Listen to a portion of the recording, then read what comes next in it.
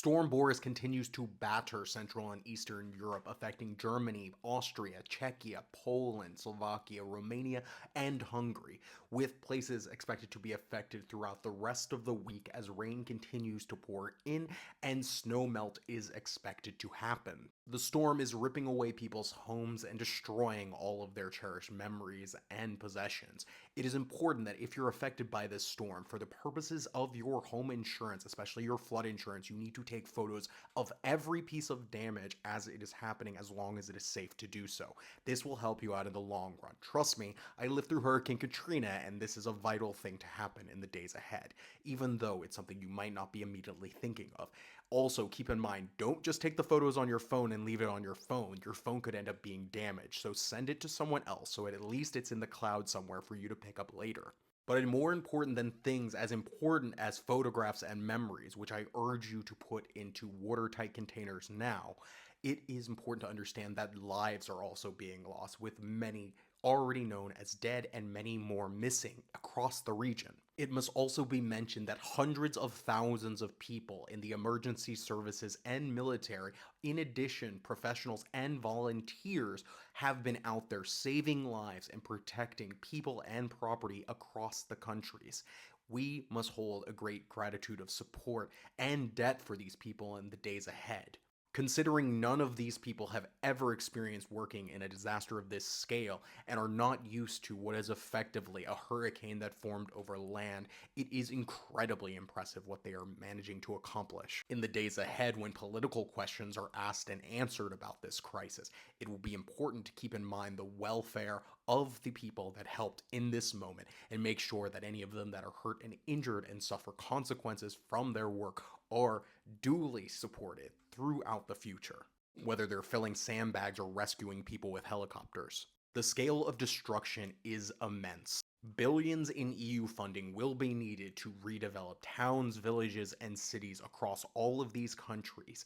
Europe cannot approach disaster restoration and adjusting to a climate changed world with a continuous need not to spend money on the necessities so that disasters like this will not be repeated again, as we have been warned about every year that I and you have been alive. We do not have the luxury of time to deal with our climate changed world. We need massive funding, and we need to have things being done within a matter of weeks, months, and short amounts of years, not the decades planned by many of our politicians and our corporate overlords who care a little bit more about squeezing the last little bit of GDP out of a burning earth than they do about preventing several missing people from falling into a riverbank as it bursts. Politicians from the ruling party in Austria, the Austrian People's Party, the ÖVP, have repeatedly blocked attempts at both nature restoration, but also, in addition to that, they have blocked attempts in improving the flood protections in places particularly affected, like Lower Austria. Poland has declared a state of emergency, and credit where credit's due, Donald Tusk is saying that any amount of money needed will be acquired to deal with the storm and the aftermath of the floods. But whether this actually happens will be a matter of the Polish people putting pressure so that people affected by the floods are not forgotten, and that this does not evolve into nationalistic squabbling over scarce resources of member states within the European Union. The money is there, the resources and potential are there. People need to be helped, and we don't need to be looking at this as someone who's trying to pinch pennies to try to make a quick buck.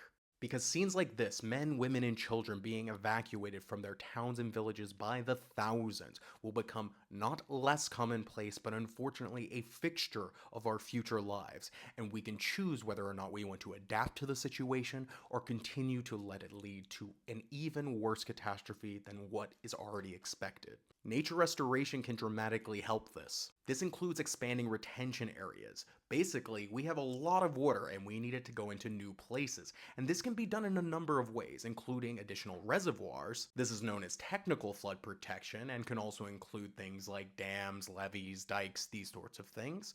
But also renaturalizing rivers, meaning opening up the course of the river so it's able to flow, creating additional loops or new branches, allowing for new ecosystems to emerge that can absorb a lot more water than they could otherwise. Camptal in Austria is a good example. They had catastrophic flooding in 2002, and through their nature restoration efforts, they're much better able to handle flooding today. It is also a problem of soil sealing. Soil sealing is a result of human development creating roads or anything really that covers up the natural soil of the ground. This means that water cannot flow into it and be absorbed by it, thus meaning it runs over the top. And the only way to get rid of it is through drainage systems. So the main bottleneck results in the fact that an asphalt floor can only carry as much water as the pipe that is underneath it that is draining the water from the top. And thus, when you have a situation of flash flooding, those systems are not designed to run with flash floods in mind. Austria is particularly bad with their development, with the Federal Environmental Agency saying that 100,000 square meters of new development land is used every single day, and 58,000 square meters of that is permanently sealed every day.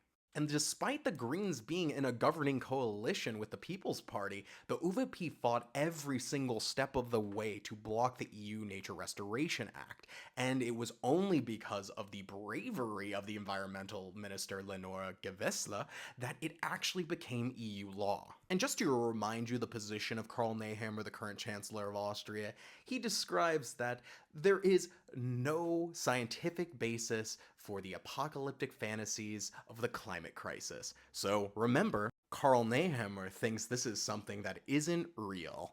And the head of the Freedom Party of Austria, Herbert Kickl, he didn't even stop campaigning during all the flooding. And the top MEP from the FPÖ was at a climate change denial conference with Nigel Farage from the UK for the Heartland Institute in Chicago, USA, while the flooding was going on. And because the UVP and the FPÖ have zero shame, they decided to try to spread a conspiracy theory about the head of the Social Democrats, Andy Babla, who they are currently running against in the national elections. Because Andy Babla, as the mayor of Traiskirchen and also a volunteer firefighter, has been out there the entire time coordinating the search and rescue responses.